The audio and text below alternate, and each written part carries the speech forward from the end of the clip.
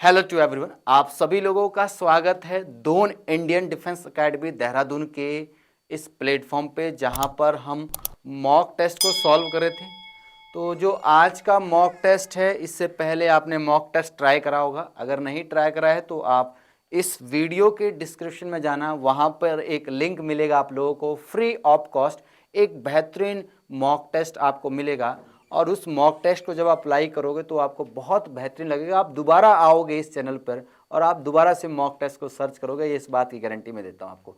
साथ में आपके पास आंसर की भी उसमें दी गई है, आप उसको भी देख सकते हो और देन आप उसको सॉल्व कीजिएगा। चलिएगा, स्टार्ट करते हैं आज के इस लेक्चर को। तो ये मॉक टेस्ट का सेकेंड लेक्चर है आपके पास। क्वेश्चन नंबर नेक्स्ट ये बोला गया है, इस क्वेश्चन में ध्यान से देखिए। क्वेश्चन में ये बोला गया आपके पास कि आपको इसके रियल रूट बताने हैं। किसके? अगर इक्वेशंस आपके पास ये दी गई है, इक्वेशंस क्या दी गई है?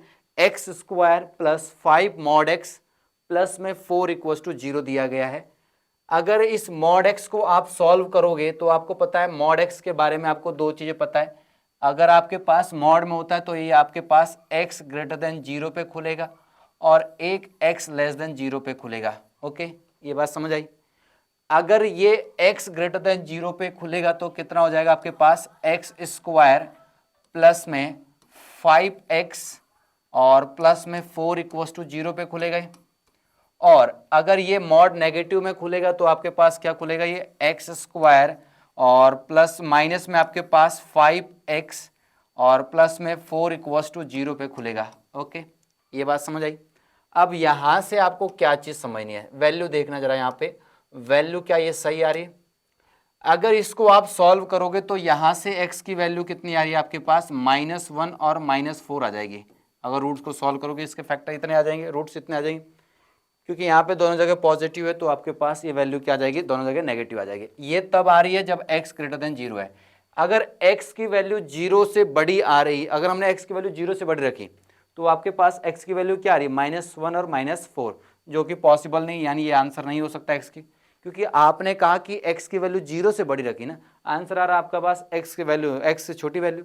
और यहाँ पे आपने क्या रखा? इस वाले क्वेश्चन में क्या रखा? x की वैल्यू लेस देन 0 रखी। बट आपके पास जब इसको सॉल्व करोगे तो x इक्वल टू एक आ रहा है आपके पास 1 और एक आएगा आपके पास 4। तो ये आपके पास पॉजिटिव है, x की वैल्यू जबकि नेगेटिव आनी चाहिए थी। तो दोनों ही ऑप्शंस गलत है, यानी ऑप्शंस क्या आ जाएगा आपके पास? नन ऑफ दिस करेक्ट आ जाएगा। क्या ये बात समझ आई आप लोगों को? ये पहला क्वेश्चन समझ आया, बहुत इजी क्वेश्चन था। चलेगा नेक्स्ट क्वेश्चन के ऊपर। नेक्स्ट क्वेश्चन में क्या बोला गया आपसे? आपके पास एक equations, the roots of the equations, ये आपके पास इक्वेशंस दी गई है और इसके रूट आपको अल्फा और बीटा दे रखे। तो यहां से आप ये बोल सकते हो, क्या बोल सकते हो कि alpha plus beta, alpha plus beta equals to कितना बोल सकते हो आप? -1 बोल सकते हो कि नहीं बोल सकते? और alpha into beta, alpha into beta product of roots क्या बोल सकते हो आप? 1 बोल सकते हो। बट एक इक्वेशंस आपके पास ये दी गई है जिसके रूट्स आपको ये दे गए हैं, तो इसके रूट्स सॉल्व करोगे तो यहां से मैं जरा इसका एक मार्कर का कलर चेंज कर देते हैं। तो यहां से अगर आप सॉल्व करोगे तो क्या आपके पास इसके रूट्स ये ना, तो alpha into alpha upon beta और प्लस के beta upon alpha equals to कितना आएगा? माइनस के पी। जब आप इसको सॉल्व करोगे तो ये जाएगा alpha square plus beta square upon में कितना आ जाएगा? Alpha into beta equals to minus P.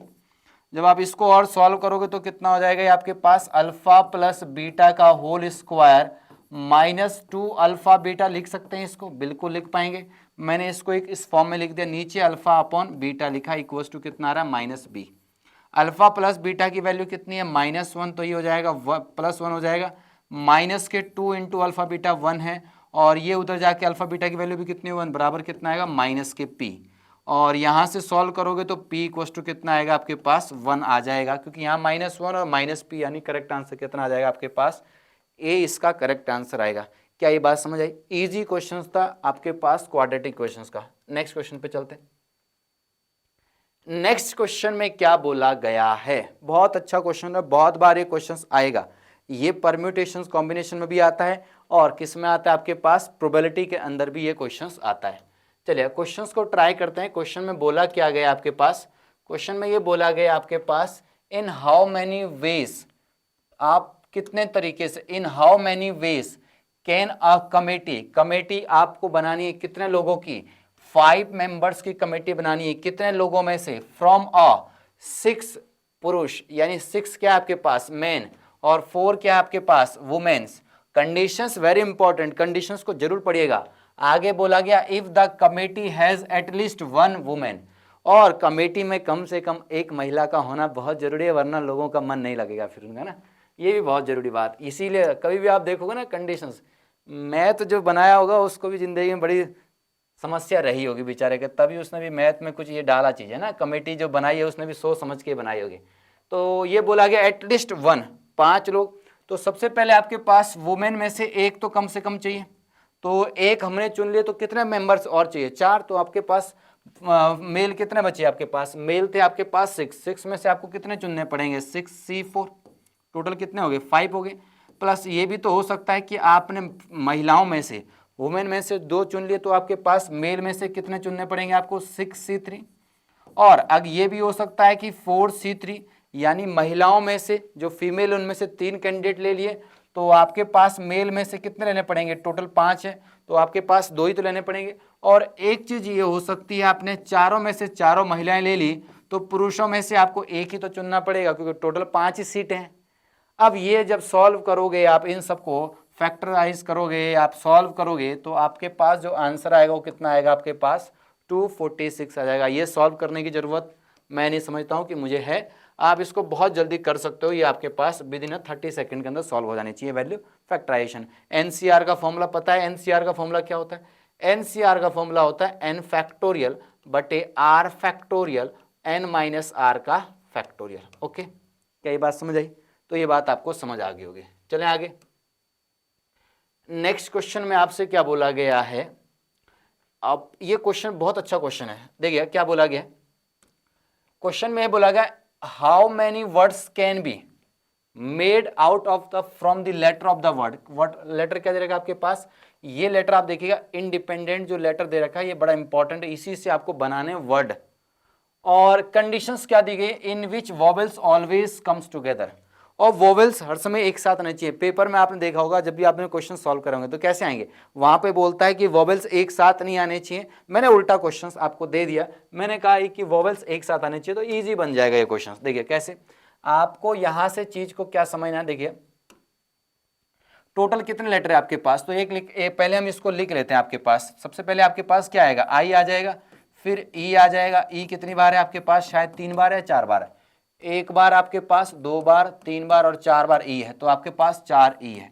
तो टोटल कितने वोवेल्स हो गए आपके पास, 5 हो गए। और भी चेक कर लेते हैं, कोई है तो नहीं आपके पास, आई है, एन डी ई पी आपके पास, और कोई भी आपके पास वोवेल्स नहीं है जो आपके पास इंग्लिश में, इंग्लिश आप पढ़ते होंगे तो उसमें आपके पास 5 ही आपके पास क्या होते हैं, इंग्लिश के अल्फ़ाबेट्स में वोवेल्स होते हैं, ए ई आई ओ यू। उसके अलावा सारे क्या होते हैं, कॉन्सोनेंट्स होते हैं, ये आपको पता ही होगा। अब ये भी यहाँ पे भी अंग्रेजी का भी यूज़ हो रहा है, बताओ मैथ्स में सब कुछ यूज़ हो रहा है। उसके अलावा कितने बचे आपके पास, 7 बचेंगे यहाँ पे, क्योंकि आपके पास टोटल शायद इंडिपेंडेंट में 12 लेटर्स होते हैं, 1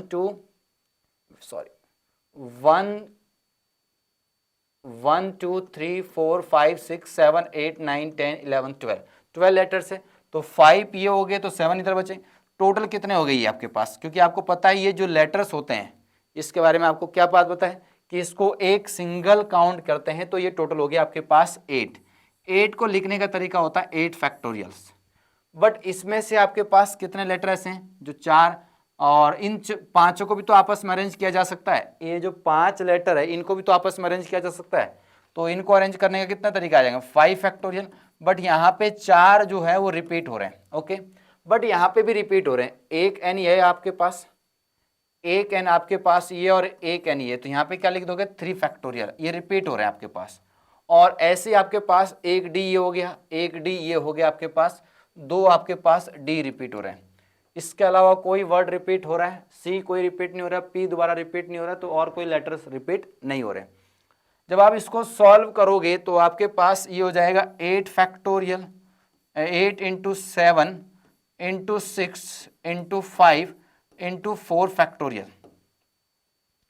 और यहां से इसको तोड़ दो आप, 5 इंटू 4 इंटू आपके पास हो जाएगा 3 फैक्टोरियल, डिवाइड बाय आपके पास ये 3 फैक्टोरियल हो जाएगा, ये 2 फैक्टोरियल हो जाएगा, और ये आपके पास कितना हो जाएगा 4 फैक्टोरियल, 4 फैक्टोरियल से 4 फैक्टोरियल, 3 फैक्टोरियल से 3 फैक्टोरियल। और जब आप इसको सॉल्व करोगे तो करेक्ट आंसर आपके पास कितना आ जाएगा, ए इसका करेक्ट आंसर आ जाएगा।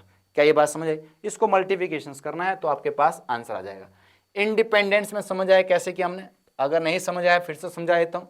टोटल इसमें 12 लेटर्स है, बट ये बोला गया है जो ये सारे वोवेल्स है ये सब क्या आने चाहिए, वोवेल्स ऑलवेज कम्स टुगेदर आने चाहिए। तो वोवेल्स आपके पास कितने हैं, 5 वोवेल्स है, जिसमें से ई कितनी बार आ रखा है आपके पास, 4 टाइम्स आ रखा है। तो इन 8 लेटर्स को लिखने के तरीके होंगे 8 फैक्टोरियल, बट इसमें ये 5 को आपस में अरेंज करके लिखा जा सकता है, यानी 5 फैक्टोरियल मल्टीप्लाई में। और मैंने 4 से इसलिए डिवाइड करा क्योंकि 4 क्या आ रखा है आपका, रिपीट कर रहा है, तो 4 से डिवाइड कर दिया इसको, और ये 3 इंटू 2 आपके पास 3 टाइम्स एन आ रहा है और 2 टाइम्स क्या आ रहा है, डी आ रहा है। क्या ये बात समझ आएगी? इसको सॉल्व किया आपको आंसर आ जाएगा। एक बेहतरीन क्वेश्चन है आपके पास, क्या बोला गया इस क्वेश्चन के अंदर? क्वेश्चन के अंदर ये बोला गया है कि एक बालिका है जिसका नाम कंचन है, उसके क्या है 10 फ्रेंड है, okay, among whom 2 are married, उसमें से 2 लोगों की क्या होगी, शादी होगी, टू ईच अदर। भाई 10 का एक ग्रुप था, होता ही है आजकल बेस्ट फ्रेंड का जमाना है, तो बेस्ट फ्रेंड तुम्हें पता ही है क्या है बेस्ट फ्रेंड का। तो उसमें से 10 अच्छे दोस्त थे, उसमें से 2 इतने अच्छे दोस्त हो गए कि उन लोगों ने फिर क्या कर ली, बाद में शादी कर ली। और उसने कहा she wishes to invite the 5 of them for a party. अब 10 में से उसने कहा भाई 5 को ही बुलाऊंगी मैं, पार्टी बुलाऊंगी।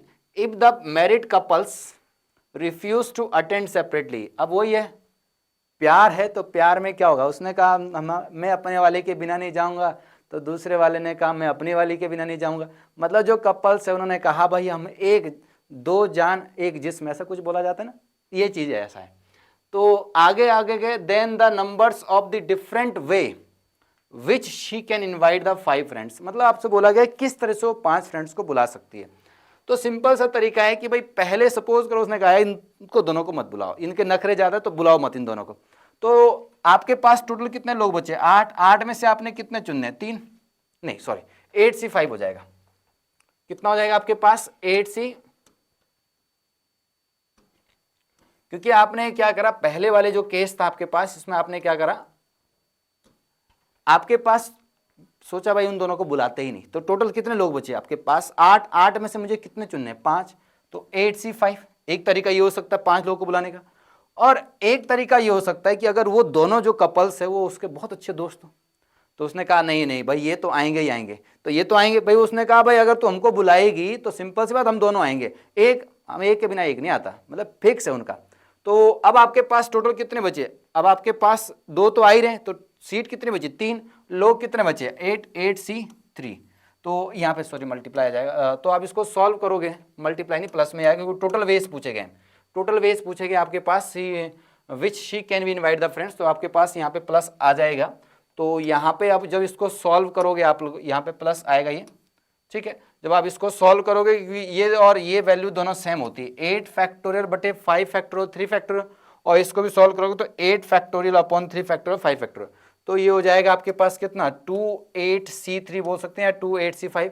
तो ऑप्शन नंबर कितना आ जाएगा आपके पास, इसका आंसर बी आ जाएगा।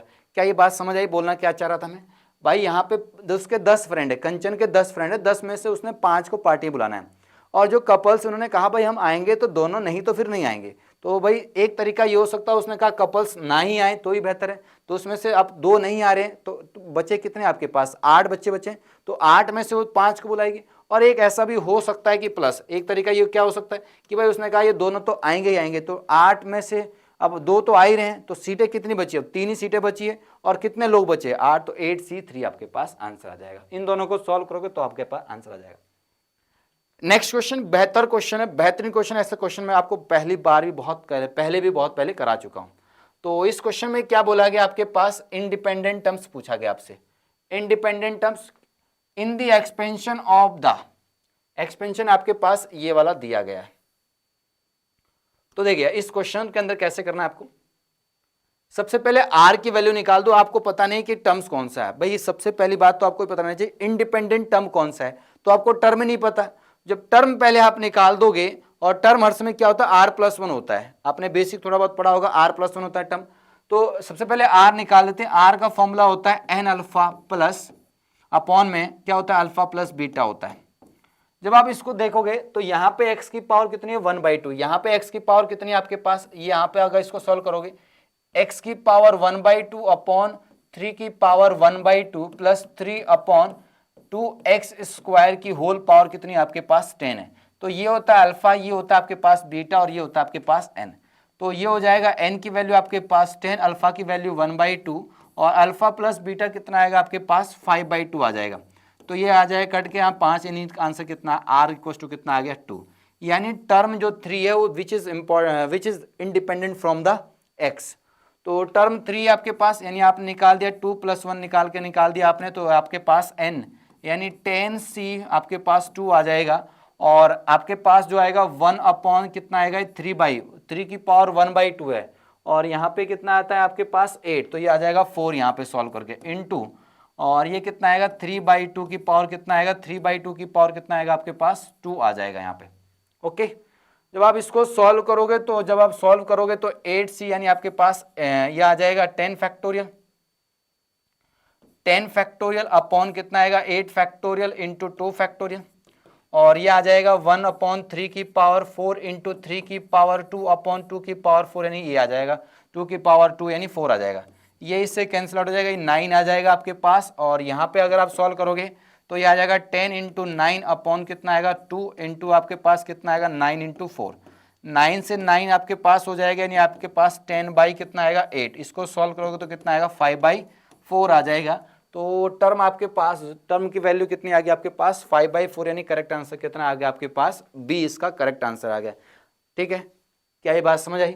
तो इसमें आपको इंडिपेंडेंट टर्म, कभी कभी आपको यहां से एक टर्म और भी पूछता है, बताओ आपके पास x की पावर 17, x की पावर 20, x की पावर 40 में आपको टर्म बताना है, उसका कोफिशिएंट की वैल्यू निकालने का। तो उसका तरीका भी यही होता है, बस यहाँ पे उस केस में क्या लग जाता है आपके पास -m काउंट हो जाता है जितने भी आपको पावर निकालनी होती है। क्या ये बात समझ आई? आगे चलते हैं नेक्स्ट क्वेश्चन की तरफ। आपसे पूछा गया था sum of the coefficient in the expansion of this part. इस बहुत अच्छा क्वेश्चन है ये, सम ऑफ द कोफिशिएंट है। आपको पता है सम ऑफ द बाइनोमियल कोफिशिएंट कितना होता है? बताना जरा कमेंट बॉक्स में। सम ऑफ द बाइनोमियल कोफिशिएंट का सम कितना होता है? 2 की पावर n होता है, और अगर इवन हो तो 2 की पावर n-1, और ऑड हो तो भी आपके पास क्या होता है 2 की पावर n-1। बट अगर कभी भी आपसे ऐसा पूछा जाए, एक एक्सपेंशन दिया हो, आया हुआ क्वेश्चन एनडीए में, अगर आप प्रीवियस ईयर उठा के देखोगे तो आपको ऐसा क्वेश्चन देखने को मिलेगा। भले ये क्वेश्चन नहीं, बट ऐसा क्वेश्चन आपको देखने को मिलेगा, आपसे पूछा गया है। तो जब भी आपसे पूछा जाए sum of the binomial coefficient, put x equals to 1, simple सा लॉजिक है। जब आप x बराबर 1 रखोगे तो कितना आएगा 1 प्लस कितना आएगी वैल्यू आपके पास 1 प्लस 1 माइनस के कितना आएगा 3 की पावर कितनी आ जाएगी आपके पास 2163, यानी ऑड है। यहाँ पे 1 और 1 कितना होगा 2 माइनस 3 कितना होगा -1 की पावर कितना हो गया 2163। अब आपके पास नेगेटिव की पावर अगर ऑड होती है तो आंसर हर समय क्या आएगा माइनस में आएगा। माइनस में कितना आएगा 1 आएगा, क्योंकि 1 की पावर कुछ भी हो 1 ही आएगा। तो करेक्ट आंसर कितना आएगा आपके पास सी, इसका करेक्ट आंसर आ जाएगा। क्या ये बात समझ आ रही है कि बोर हो रहे हो? जल्दी से बताओ। चलेगा नेक्स्ट क्वेश्चन की तरफ चलते हैं। अब ये क्वेश्चन बेहतरीन क्वेश्चन है, आपसे ऐसा क्वेश्चन बहुत बार पूछा गया पेपर में। Value of the value for r, the value of r for which this one and this one, ऐसे आगे चल रहा है आपके पास 10CR is maximum। अगर यहाँ पे आपके पास ये जो सॉल्व है ये आपके पास बन रहा है 1 प्लस एक्स की पावर आपके पास 20, और ये बन रहा है दूसरा वाला पार्ट बन रहा है आपके पास 1 प्लस एक्स की पावर कितना बन रहा है आपके पास 20 बन रहा है। ये दोनों, इसको सॉल्व करोगे इसको सॉल्व करोगे तो ये आपके पास इसके एक्सपेंशन बनेंगे। यहां से आप बोल सकते हो 1 प्लस एक्स की पावर कितना बन रहा है आपके पास 40 बन रहा है। और अगर यहाँ पे आपके पास इवन आता है, n की वैल्यू अगर इवन होती है, इससे पहले भी एक क्वेश्चन में ऐसा करा चुका हूं, अगर यहाँ पे इवन आता है तो आपके पास जो ये मैक्सिमम आती है वो n/2 पे आती है। n/2 का मतलब कितना होगा आपके पास 20 हो जाएगा कि नहीं हो जाएगा, क्योंकि n की वैल्यू कितनी है आपके पास 40। तो करेक्ट आंसर कितना आएगा आपके पास ए आ जाएगा। क्या ये बात समझ आई? क्या ये बात समझ आई? ओके, आगे चलते हैं नेक्स्ट क्वेश्चन की तरफ।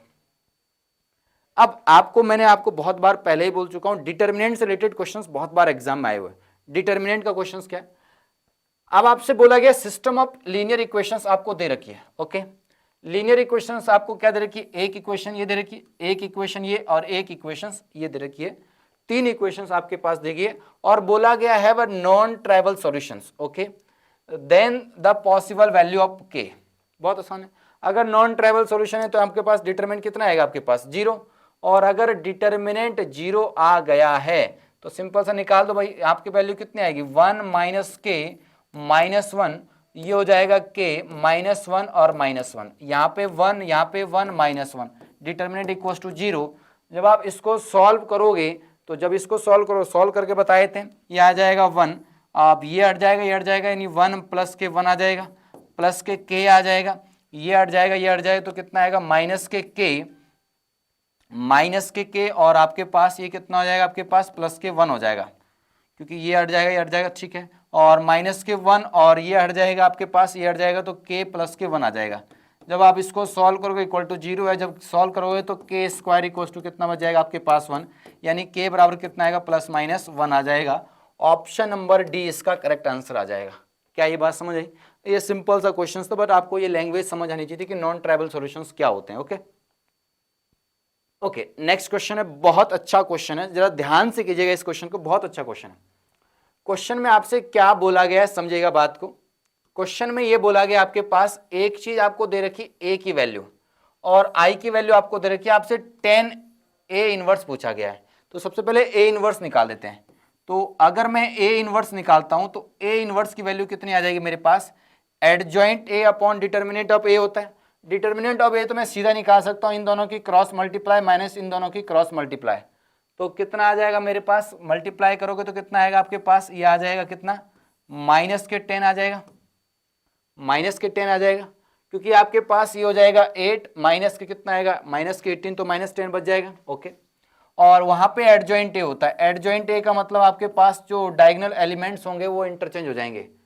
तो डायगोनल एलिमेंट्स अगर इंटरचेंज हो जाते हैं तो आपके पास ये कितना होगा 4 और ये हो जाएगा आपके पास 2 और ये हो जाएगा आपके पास 2 ही रहेगा और ये आपके पास 9 हो जाएगा। ओके, तो यहाँ पे आपके पास क्या था, ए इनवर्स इक्वल्स टू ये होता है। करते कैसे हैं, आपके पास एडजॉइंट कैसे निकालते हैं, ये दोनों आपस में क्या होते हैं, क्रॉस मल्टीप्लाई होते हैं, और ये दोनों क्या रहते हैं आपके पास, सेम रहते हैं, बट यहाँ पे नेगेटिव साइन और यहाँ पे नेगेटिव साइन से हम क्या करते हैं, मल्टीप्लाई कर देते हैं। तो इन दोनों की क्रॉस ये इंटरचेंज आते हैं, ये दोनों सेम रहते हैं बट नेगेटिव साइन के साथ।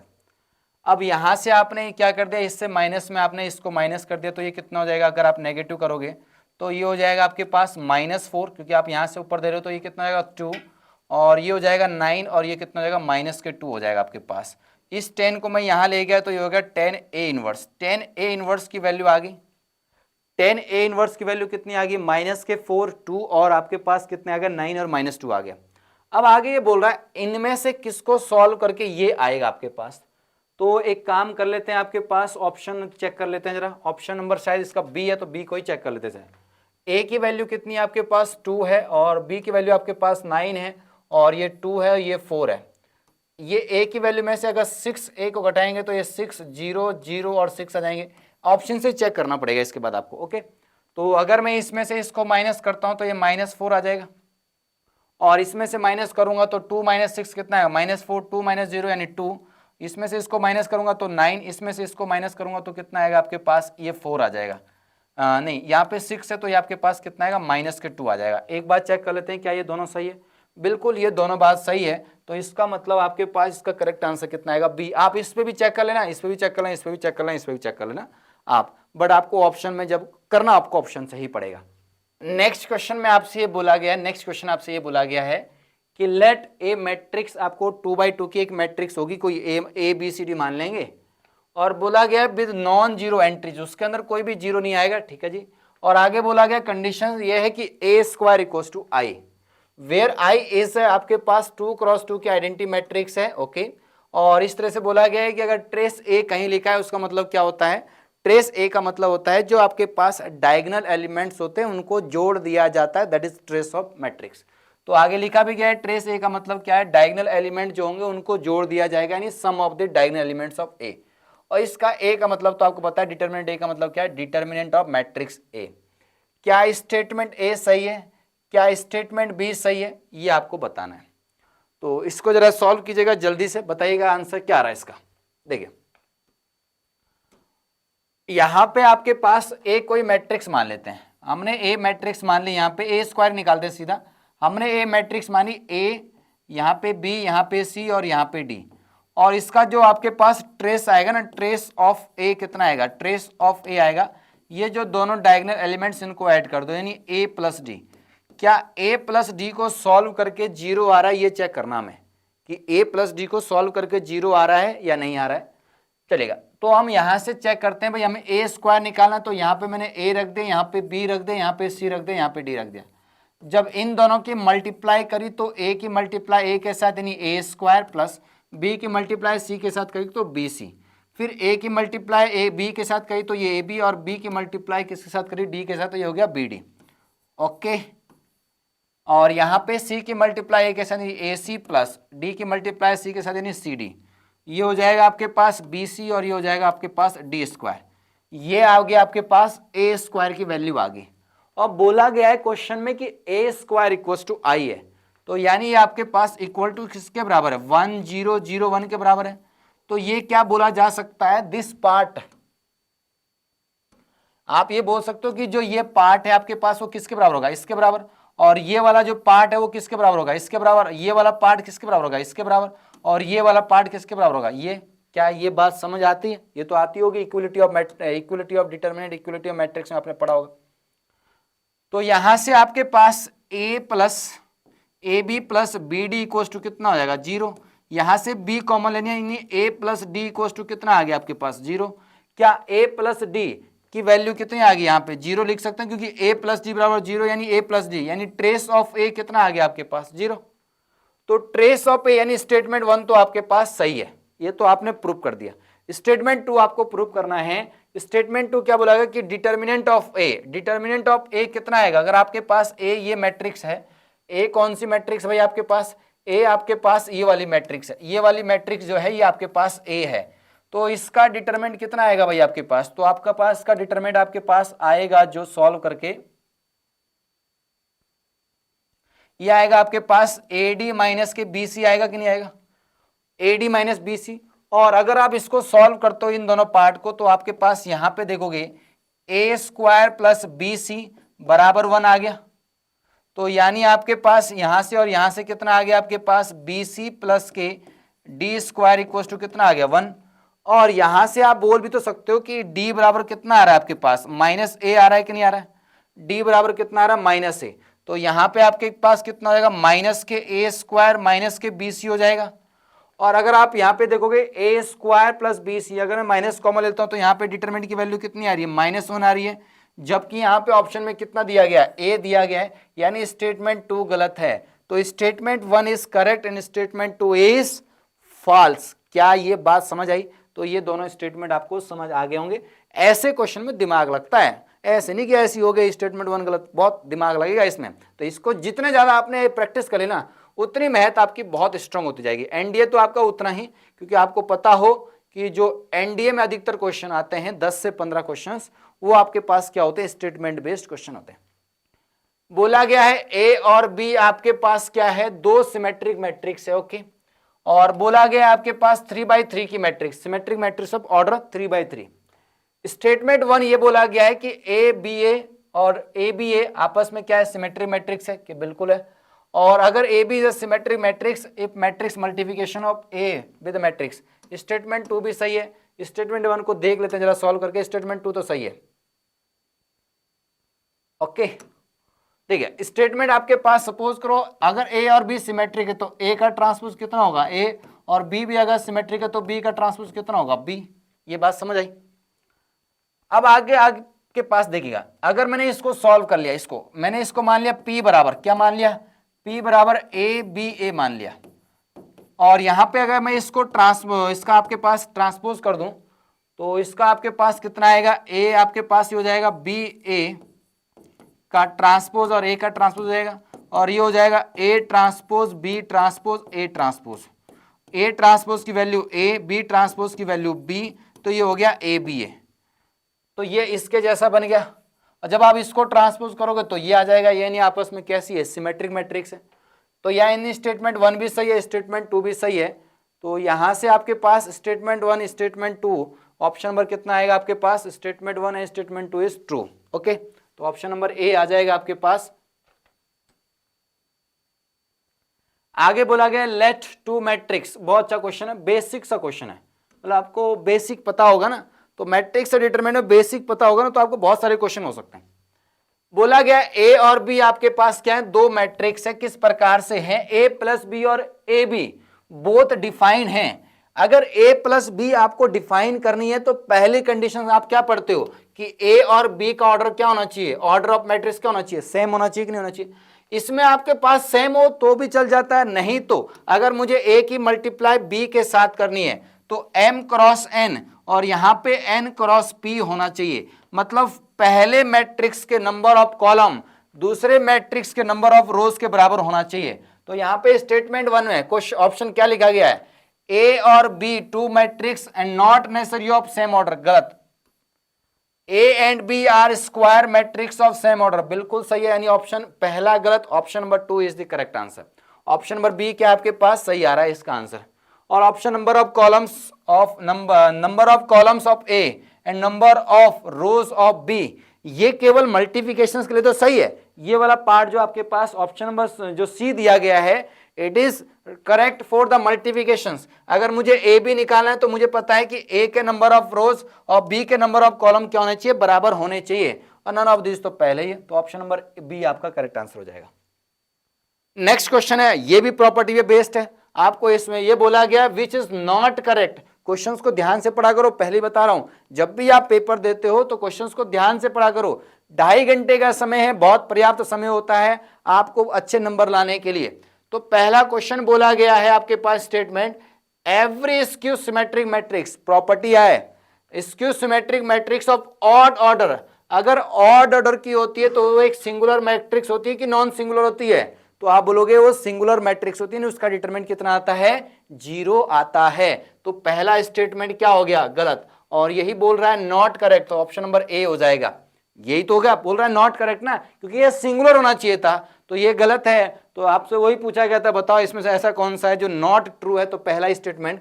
और आगे बोला गया, चलो इसको भी पढ़ लेते हैं, if determinant of square matrix is non zero then it is a non singular matrix, बिल्कुल सही बात है। अगर डिटर्मिनेंट 0 होगा तो कैसी मैट्रिक्स थी, सिंगुलर मैट्रिक्स, तो स्टेटमेंट 2 क्या आपके पास सही है। एडजॉइंट ऑफ सिमेट्रिक मैट्रिक्स, ये प्रॉपर्टी याद करा करो, आपको एडजॉइंट निकालना हो किसका, सिमेट्रिक मैट्रिक्स का, तो वो एक सिमेट्रिक मैट्रिक्स आता है, बिल्कुल आता है। और एडजॉइंट ऑफ डायगोनल मैट्रिक्स क्या होती है आपके पास, adjoint of diagonal matrix is a adjoint is a diagonal, sorry.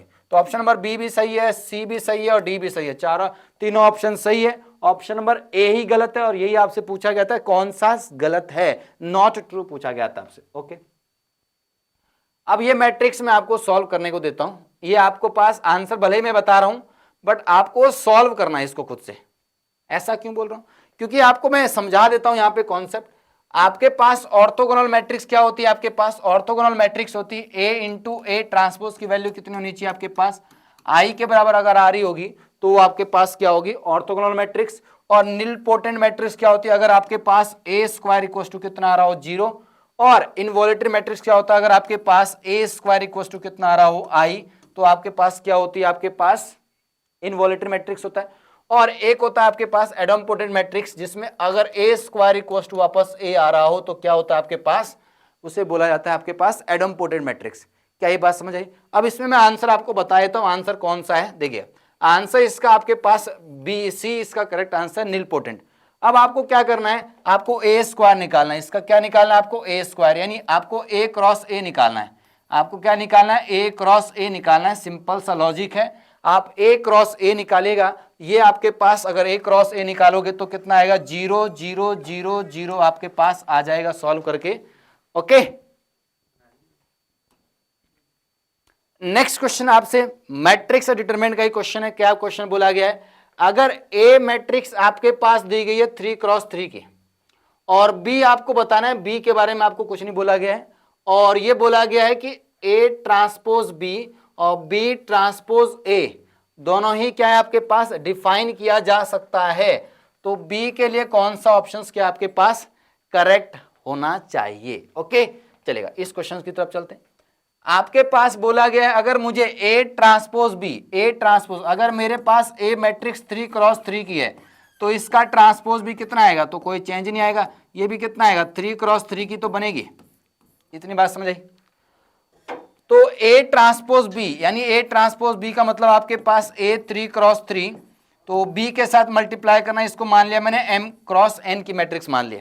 तो यानी अगर आपको पता है फर्स्ट रो के जो नंबर ऑफ कॉलम होते हैं वो सेकंड जो आपके पास मैट्रिक्स होती है, जो आपके पास फर्स्ट मैट्रिक्स है जिसकी मल्टीप्लाई आप पहले कर रहे हो, इसकी मल्टीप्लाई इसके साथ हो रही है, तो इसके नंबर ऑफ कॉलम इसके नंबर ऑफ रोज के बराबर होना चाहिए। m की वैल्यू कितनी आ गई आपके पास 3 आ गई। m की वैल्यू जब 3 आ गई तो ये भी हट गया, ये भी हट गया, क्योंकि m क्रॉस n की मैट्रिक्स है आपके पास। और दूसरा बोला गया आपके पास b की मल्टीप्लिकेशन किसके साथ करनी है, a, तो b की आपके पास ऑर्डर कितना है m इंटू n, और a का ऑर्डर कितना है 3x3, यानी आपको n इक्वल टू भी कितना मिल गया 3x3, यानी ऑप्शन नंबर कितना आ गया आपके पास b आ गया। आपके आंसर की में यहाँ पे हो सकता है ऑप्शन नंबर ए दिया हो, वो यहाँ पे थोड़ा सा मिसप्रिंट है, तो ऑप्शन नंबर यहाँ पे कितना आएगा आपके पास बी आ जाएगा। अगर आप आंसर की में देखोगे तो हो सकता है यहाँ पे ए दिया हो, पर इसका जो करेक्ट आंसर हो आपके पास क्या है, बी है। ओके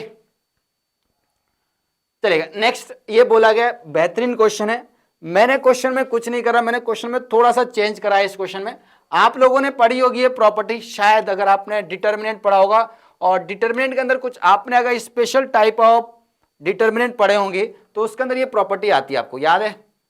तो ये मैं आपको बोलूंगा कि आपके पास ए बी सी दिया है, फिर यहाँ पे बी सी ए दिया गया, फिर यहाँ पे सी ए बी दिया गया, और ये वैल्यू आपको याद होनी चाहिए। ये यहाँ पे पूछ रहा है यहाँ पे क्या आता है, -1 आता है या 1 आता है या 2 आता है या -2 आता है, ये आपसे पूछा गया।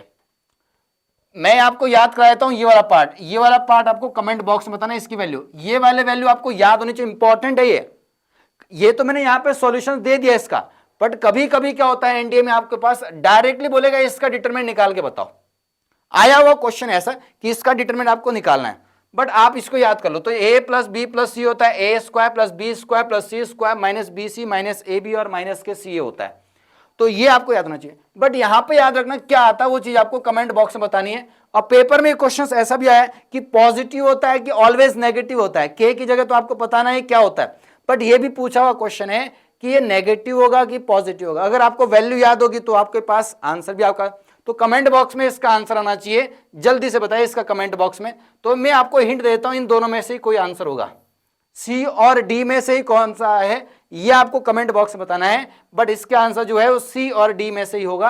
अब बताना कौन सा है। ओके आपके कमेंट का इंतजार रहेगा। हम तब तक नेक्स्ट क्वेश्चन पे चलते हैं। आपसे बोला गया number of all 3 into 3 matrix दे रखी है, और उसके अंदर आपको एंट्रीज दे रखी है -1 0 और 1 आना चाहिए उसके अंदर, इसमें तो कुछ भी आ सकता है मतलब। और बोला गया such that the sum of the diagonal elements of a into a transpose is 3। ठीक है, अच्छा क्वेश्चन है, बेहतर क्वेश्चन है। देखिए आपको 3 एलिमेंट यूज करने हैं, कौन कौन से, 1 -1 0 और 1 आपको यूज करने 3 एलिमेंट्स, और 3x3 की मैट्रिक्स बनानी है। तो देखो 3x3 की a into a ट्रांसपोज, देखो एक बात समझना जरा, यहां पे थोड़ा समझ लो, फिर आपको बहुत जल्दी आप उसको सॉल्व कर लोगे। पहले यहां पे समझ लो, अगर a बराबर मैंने मान लिया, यहां पे कोई मैट्रिक्स मान ली, यहाँ पे A11 मान लिया, यहाँ पे A12 मान लिया, यहाँ पे A13 मान लिया, यहाँ पे आपके पास क्या मान लिया A21, यहाँ पे A31, ये हो जाएगा A22, ये कितना होगा A23, ये हो जाएगा A32 और ये हो जाएगा A33। और यहाँ पे अगर ये तो A है, और अगर मैं A ट्रांसपोज निकालूं इसका तो कितना आएगा आपके पास A11 A12 A13 हो जाएगा, ये वाली जो रो है वो कॉलम कन्वर्ट हो जाएगी, ये हो जाएगा A21, ये हो जाएगा आपके पास A22, ये हो जाएगा आपके पास A23, ये हो जाएगा A31, ये हो जाएगा A32 और ये हो जाएगा A33। ओके अगर इन दोनों की मल्टीप्लाई करूंगा और ट्रेस निकालूंगा, मैं इन दोनों की मल्टीप्लाई करूंगा A into A ट्रांसपोज, और इनका मैं अगर A into A ट्रांसपोज करूंगा और A into A ट्रांसपोज करने के बाद ट्रेस निकालूंगा। ट्रेस आपको पता है क्या होता है, ट्रेस होता है जो भी मैट्रिक्स उसके डायगोनल्स के एलिमेंट का सम।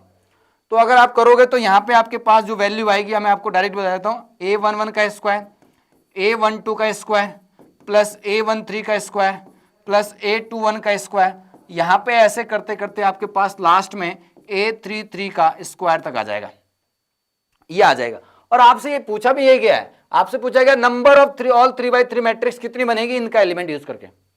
देखो एक मैट्रिक्स मैं आपको बता रहा हूं यहां पे कैसे कैसे बन सकता है। एक मैट्रिक्स ऐसे भी तो बन सकती है 1 0 0 0, आपके पास यहां पे 0, यहां पे 1 है, यहां पे 1 है, 0 यहां पे 0 है, यहां पे आपके पास 0 है, यहां पे 1 है। मतलब आपके पास मिनिमम कितने होने चाहिए आपके पास, देखो समझना। अगर मुझे यहां पे कंडीशन को थोड़ा सा आप समझना, ये बोला भी गया है इसका ट्रेस कितना आना चाहिए आपके पास, 3 आना चाहिए। A इंटू ए ट्रांसपोज कितना आना चाहिए आपके पास, A इंटू ए ट्रांसपोज की वैल्यू 3 आनी चाहिए। और 3 आने के लिए आपके पास इन सब के अंदर क्या होना चाहिए आपके पास, जब आप इसको सॉल्व करोगे इसके अंदर कितना होना चाहिए, 3 एलिमेंट ऐसे होने चाहिए जो 1 1 हो, 3 एलिमेंट 1 1 होने चाहिए, तभी तो 1 + 1 + 1 कितना आएगा, 3 आएगा ना। जब आप इसको जोड़ोगे तो सपोज करो इसकी वैल्यू 1 है, इसकी वैल्यू 1 है और इसकी वैल्यू 1, तब 3 आ जाएगा क्योंकि स्क्वायर भी है। तो एक चीज तो हमें समझ आ गई, यहां से समझ के आई कि आपके पास जो 1 है वो आपके पास या -1 है, ये आपके पास मिनिमम 3 होने चाहिए। सर -1 कैसे, सर -1 का स्क्वायर तो क्या आएगा, पॉजिटिव, और 6 जीरो होंगे, 6 कितने होंगे आपके पास, जीरोस होंगे। समझ नहीं आया, देखो समझो बात को। एक मैट्रिक्स में दोबारा बना रहा हूं इसको एक नई स्लाइड पे लेके,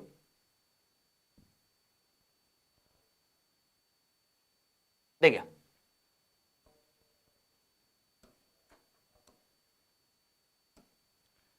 मैंने एक मैट्रिक्स बनाई यहां पे, देखिए यहां पे आपके पास एक मैट्रिक्स 1 0 0 और यहां पे 1 0 0 और यहां पे 0 0, यहां पे 1 हो गया।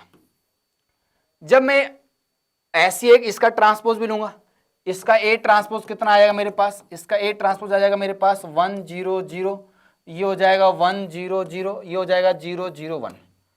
जब आप इसका ए ट्रांसपोज लोगे ना, ए इंटू ए ट्रांसपोज करोगे और फिर उसके बाद अगर ट्रेस लोगे तो इसका आंसर 3 आएगा, क्योंकि इसको मैंने कहा था ना, इसको जब सॉल्व किया था तो ये आता a1 का स्क्वायर प्लस a12 का स्क्वायर। तो यहाँ पे मुझे पता है a1 की वैल्यू कितनी है आपके पास, a11 की वैल्यू कितनी है 1, तो 1 का स्क्वायर कितना होगा 1, और ये कितना है आपके पास, यहाँ पे a21 की वैल्यू कितनी है, तो ये भी आपके पास 1, और a33 की वैल्यू कितनी 1, तो इसका ट्रेस कितना आ गया आपके पास 3 आ गया ना। बट अगर सपोज करो सर यहाँ पे अगर मैं ऐसे लिख दूं, ए मैट्रिक्स मेरे पास कैसी आएगी 1 0 0, यहाँ पे 1 0 1 और ऐसा 0 0 1, अगर मैं ऐसे बना दूं तो आप देखोगे इसको सॉल्व करके जब इसका ट्रेस, इसका ए ट्रांसपोज लोगे आप, और जब उसका ए ट्रांसपोज इंटू ए करोगे या ए इंटू ए ट्रांसपोज करोगे, ए इंटू ए ट्रांसपोज करोगे, तो उसके जो डिटरमिनेंट है उसके ट्रेस की जो वैल्यू आएगी वो 4 आ जाएगी। तो यहां से एक बात आपको समझ आनी चाहिए कि आपको मिनिमम 3 आपके पास ये होने चाहिए, इनमें से कोई भी 3, -1 1 में से 3 बार इसको लेना है और 6 बार आपको क्या लेना है, 0 लेना है। तो सर ऐसे तो बहुत कुछ हो सकता है, क्या हो सकता है कि अगर आपने क्या लिया 3 टाइम्स 1 1 ले लिया, 3 टाइम्स क्या ले लिया 1 1 ले लिया, और आपने क्या कर लिया 2 टाइम्स क्या ले लिया 1 1, और 1 टाइम्स क्या ले लिया -1 1, और एक बार आपने क्या कर लिया 3 टाइम्स 2 टाइम्स आपने 1 टाइम्स आपने 1 1 ले लिया, 2 टाइम्स आपने क्या ले लिया -1 1, और 1 टाइम्स आपने कितना ले लिया -1 -1 और -1। सर ये भी ले सकते हैं क्या, बिल्कुल ले सकते हैं, -1 का स्क्वायर -1 का स्क्वायर -1 का स्क्वायर, तीनों बार पॉजिटिव आएगा, ट्रेस उसका कितना आएगा, पॉजिटिव आ जाएगा।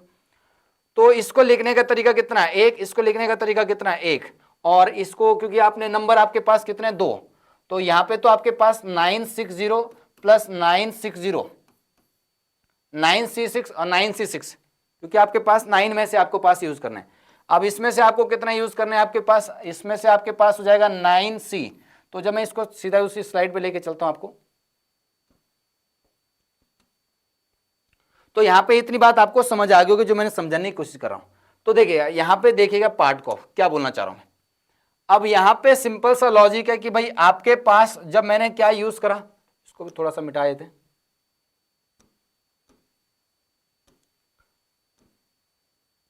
देखिए अब यहां पे आपको पास a इंटू ए ट्रांसपोज की वैल्यू कितनी है, a इंटू ए ट्रांसपोज का जो ट्रेस आएगा उसकी वैल्यू कितनी है, क्योंकि ये बोल रहा है इसके ट्रेस की वैल्यू पूछ रहा है, ये पूछ रहा है trace of a into A transpose कितना आना चाहिए, 3 आना चाहिए।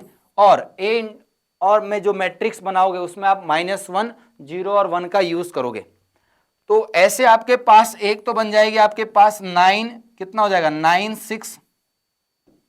9c6 और आपके पास 3c3 हो जाएगा, जब आपने तीनों 1 1 यूज करें, ठीक है। प्लस अगर आपने माइनस यूज करे तो भी आपके पास कितना आएगा 36, आपके पास कितना आएगा 36 9C6 आ जाएगा प्लस यहाँ पे आपने जब 6 तो 0 यूज करें 9C6 का मतलब समझ रहे 9 जगह में से 6 जगह हमने क्या भरा 0 और 3 जगह पे आपने क्या भरा आपके पास इसमें आ जाएगा आपके पास 3C2 आ जाएगा और यहाँ पे भी आपके पास कितना आएगा 9C6 और यहाँ पे भी कितना आएगा 3C2 आ जाएगा। जब आप इसको सॉल्व करोगे तो 9C6 आ जाएगा आपके पास, यहाँ 1 प्लस यहाँ पे भी 1 और जब इसको सॉल्व करोगे तो 3C2 कितना आएगा 3 और 3C2 भी कितना आएगा 3 प्लस ये हो जाएगा 6 तो ये हो जाएगा आपके पास 8 इंटू 9C6 और 8 इंटू 9 फैक्टोरियल बटे 6 फैक्टोरियल इंटू आपके पास 3 फैक्टोरियल और जब आप इसको सॉल्व करोगे तो शायद इसका आंसर आपके पास क्या आ रहा है बी आ रहा है। क्या ये बात समझ आई? एक बार इस पार्ट को आप दोबारा देखना, बहुत अच्छा क्वेश्चन है ये, एक बार ट्राई करना फिर आप इसको दोबारा इस वीडियो को देखना तो आपको और बेहतर इस चीज में समझ आएगी। ये क्वेश्चन भी इजी है। क्वेश्चन में क्या बोला गया है हिंट मैं आपको दे देता हूं, करना आपको क्या है इस क्वेश्चन में समझेगा। देखिए क्वेश्चन में आपके पास ये बोला गया, पहले आप क्वेश्चन को पढ़ो फिर ऑप्शंस को देखना। क्वेश्चन को पढ़ा 56 का हाफ सर 56 एंगल का हाफ 28 डिग्री है और 58 का भी हाफ दिया गया है और 66 का भी हाफ दिया गया है। ये तो मतलब समझ आएगा कि हाफ एंगल कुछ बन रहा है। तो मैं यहाँ पे एक चीज देखता हूँ, मैंने इसको 1 को हटा देता हूँ यहाँ से, तो मुझे पता है cos 2 थीटा का फॉर्मूला याद है, तो आपको पता होना चाहिए 1 प्लस इसको लिखा जा सकता है 2 cos स्क्वायर थीटा, क्योंकि आपके पास cos 2 थीटा है तो 2 cos स्क्वायर थीटा माइनस 1 हो जाएगा तो ये आएगा 28 डिग्री माइनस 1 और यहां पे मैंने इसको लिख दिया आपके पास cos c minus cos d। cos c minus cos d क्या होता है आपके पास, cos c minus cos d आपके पास फॉर्मूला क्या होता है, तो आप इसको प्लस में लिख दो और ये हो जाएगा आपके पास कितना, ये हो जाएगा आपके पास 2 sin 62 डिग्री और ये हो जाएगा आपके पास sin 4 डिग्री हो जाएगा। जब आप इसको सॉल्व करोगे क्या होता है फॉर्मूला याद है आपके पास 2 sin c plus D by 2 और sin d minus C by 2 होता है, तो हमने ये लगा दिया फॉर्मूला। यहां से ये कैंसिल आउट हो गया, ये हो गया 2 cos स्क्वायर 28 डिग्री प्लस यहां पे आपने इसको कितना लिख दिया sin 62 को क्या लिख सकते हो cos 28 डिग्री लिख सकते हैं और इसको लिख सकते हैं आपके पास cos 86 डिग्री। ओके यहां से मैंने क्या ले लिया 2 cos 28 डिग्री कॉमन ले लिया और यहां पे मेरे पास कितना बच जाएगा cos 28 डिग्री प्लस यहां पे क्या बच जाएगा cos 86 डिग्री बच जाएगा। ओके यहां पे फिर लगा लूंगा cos c plus cos d का फॉर्मूला, दोबारा से सॉल्व करूंगा तो ये हो जाएगा 2 cos 28 डिग्री और जब इनमें सॉल्व करूंगा तो ये जाएगा 2 cos c plus cos d का फॉर्मूला क्या होता है cos c plus D by 2 2 cos c plus D by 2, तो इनको सॉल्व करूंगा तो कितना आएगा आपके पास cos 29 डिग्री आ जाएगा और एक आ जाएगा आपके पास cos 33 डिग्री शायद। तो जब आप इसको सॉल्व करोगे तो 4, तो ऑप्शन नंबर आपके पास क्या आ जाएगा बी आपके पास करेक्ट आंसर आ जाएगा।